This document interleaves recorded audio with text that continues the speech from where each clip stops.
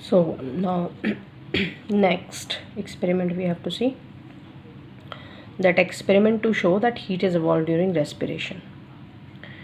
Diagrams you have to draw for all these activities, and these diagrams come for labeling. Sometime they are asking you to draw the diagram, and activities based question, these experiment based questions, all you should write in fair notebook also.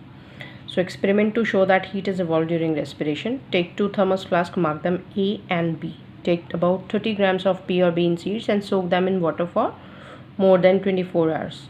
Divide the seeds into two equal groups. Kill one group of seeds by boiling them, and then wash them with dilute formalin or carbolic acid to prevent bacterial decay. Put the live germinating seeds in flask A, that this is flask A, and killed ones in flask B. Insert a thermometer in each flask and plug their mouth with cotton wool.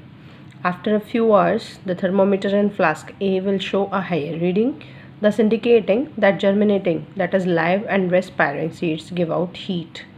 The thermometer in flask B will not show any rise in temperature. And when you will draw the diagram, remember that this bulb of thermometer should be inserted inside the germinating seeds. It should not be left here. Some are forgetting to place the wet cotton wool here. Okay, this flask should be, so diagram should be drawn properly with care. Then is next experiment to demonstrate anaerobic respiration. Take 8 to 10 soaked and peeled pea seeds in a test tube. Fill the test tube with mercury, because we are taking anaerobic respiration. So mercury provides the unreactive environment. So fill the test tube with mercury, invert the test tube in a beaker filled with mercury, and the seeds will be completely surrounded by mercury. After about 2 days, the level of mercury in the test tube will fall. Liberated gas will be found to be carbon dioxide.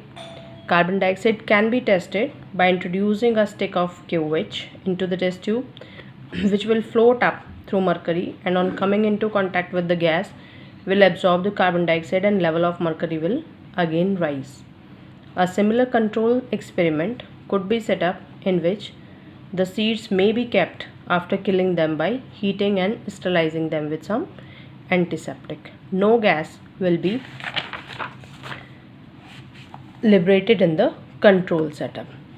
So why we are peeling off the seeds, coat of the germinating seed before introducing them into test tube may hasten the outward diffusion of carbon dioxide. So these two diagrams, 1, 2, 3 at the initial day, and this is 2-3 days after. This is the condition. So carbon dioxide gas, which is liberated by germinating seeds, will be pushing the mercury level down.